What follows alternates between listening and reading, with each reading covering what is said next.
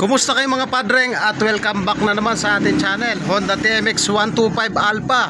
Ang issue ng motor ni boss nung una daw nag-overcharge at lumolobo yung kanyang battery. Bago na to. So bago na yung kanyang battery. Tapos anong ginawa? Yung regulator, yung stock town na regulator pinalitan nila. Ngayon nung pinalitan, ayaw naman daw mag-charge. So sa bidyong ito ituturo ko sa inyo step by step kung paano natin i-troubleshoot yung ganyang issue. So gamit yung ating test light mga padre, i-check na muna natin number 1 yung ating test light kung gumagana. Ayan o. So gumagana yung ating test light. So ang gawin natin, paandarin natin yung motor. Paki-paandar mo.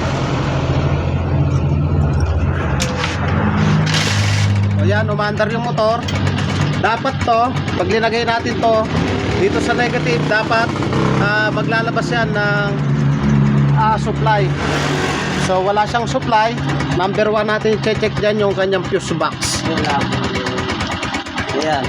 O talaga hindi kakarga dahil nga wala siyang fuse box. Dahil nga mula dito sa regulator, ito, mula sa regulator tatakbo siya rito, papasok dito. So hindi talaga magkakarga to. So ang gagawin lang natin, ito galing regulator, dapat yung clip natin, ito nasa negative, dapat to iilaw tong part na to. So try natin. So umiilaw. So ang gawin natin, i-rev natin. Paki-revolution mo. Dapat ito hindi puputok. Sige, rev mo. Sige, rev mo. Okay na, okay na. At sa pagkakatong yung mga padreng, napansin nyo, nung renev, ayan o, malakas. Nung renevolution, imbis na lumakas, ay humihina. So isa pa. Ayan o, humihina. So okay na. Okay na. So ang gagawin natin dyan, kailangan natin baklasin yung kanyang bangko. Check natin yung kanyang regulator kung ano yung problema. So dito, ito yung kanyang regulator. So 5 wires naman. Ang gawin lang natin dyan, tanggalin natin yung kulay yellow tsaka yung kulay pink. I-check natin yung galing stator kung malakas yung binabatong supply. So yan, binaklasan natin yung pink wire tsaka yellow wire. Yung isang clip natin linagay natin sa yellow, tapos papapaandar natin. Galing ito sa stator. So i-check natin yung output. Start muna ni boss. Yeah. Okay, pabiya mo lang mandar. So pag sinundot natin to, yung kulay pink dapat malakas. So ibig sabihin good yung kanyang stator. So patayin mo na. So ibig sabihin good yung kanyang stator. So ang problema nito ay nasa regulator. So ito yung papalit natin. Subok ko na to. TTGR 5 wires.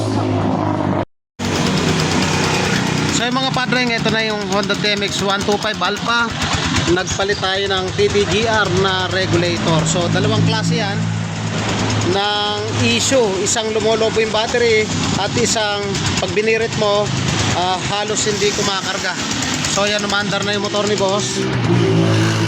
Pakita ko sa inyo na once na renew natin yung ilaw natin, imbis na pahina ay palakas pa rin. Pakibirit mo. Okay. Birit pa. Ayan o, birit siya. Okay na. So gamitan natin ng tester. Set natin sa 20 volts. Pakihawak mo. Ganyan lang. Check natin kung ilan yung voltahe.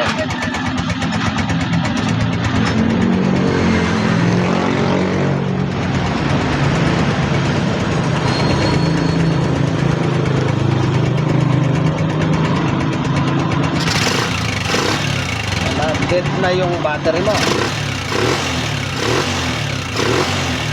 Dead na yung battery mo. So ito, dead na yung kanyang battery. So hindi na tumatanggap ng supply. So mga padreng, nagpalit na kami ng battery. I-check natin yung laman ng kanyang voltahe. Baba mo yan, baba. Baba mo yan, hawak mo. 12.87, paki-start mo. Hawakan mo ulit. Ayan o, 14 na siya. Yan ang normal ng full weight na regulator. So okay na yung motor ni boss.